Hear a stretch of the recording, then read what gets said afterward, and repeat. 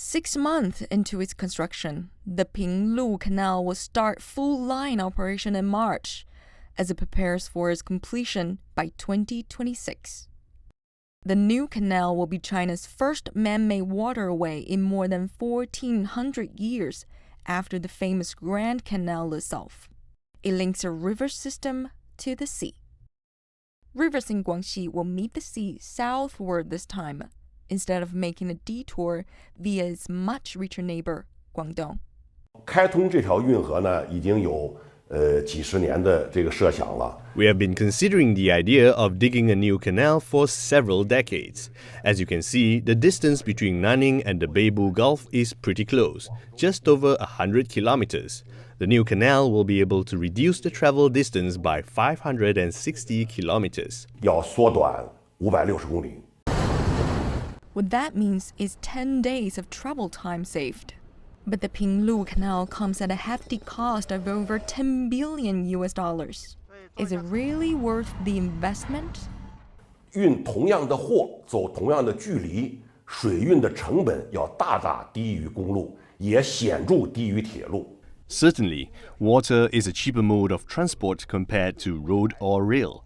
Besides, we adopt a very conservative approach in terms of the gains. Assuming the investment will break even in 30 years, a canal can last at least 100 years with minimal repair costs. 可能是100年、200年。 To fully understand the economic benefits, we must also take into account another 800 kilometers saved by the canal if cargo in Guangxi needs to reach the neighboring ASEAN countries. 这部分的港口呢，面对的是东盟。 Pinglu Canal will link inland rivers directly to seaborne trade with ASEAN countries. The potential is huge, and we have ways to expedite travel time for cargoes to go upstream and downstream. The canal is designed with 3 locks that can handle ships of up to 5,000 tons. The locks will be smart enough to guide traffic via data sharing. 联合调度，尽可能节省在闸前的等待。 In China, only some parts of the Yangtze River can handle huge ships as such. The designers of Pinglu Canal have clearly envisioned and planned for the busy shipping traffic in the future. During the last 10 years, trade with ASEAN accounted for nearly half of all the trade in Guangxi. Trade value has almost tripled in the last decade, with annual growth rate much higher than the national average. All the infrastructure have a lot of things to do about the expectation of the market.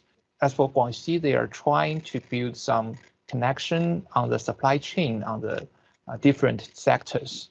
And among them, there will be more something like the automobiles, it's petrol, chemicals. So for those sectors or industries, not only Guangxi, but also many the western and the middle provinces of China will benefit from this canal. As China gears up for expanding its transport infrastructure, particularly along the rivers, projects such as the Pinglu Canal will usher in the next phase of growth and social empowerment.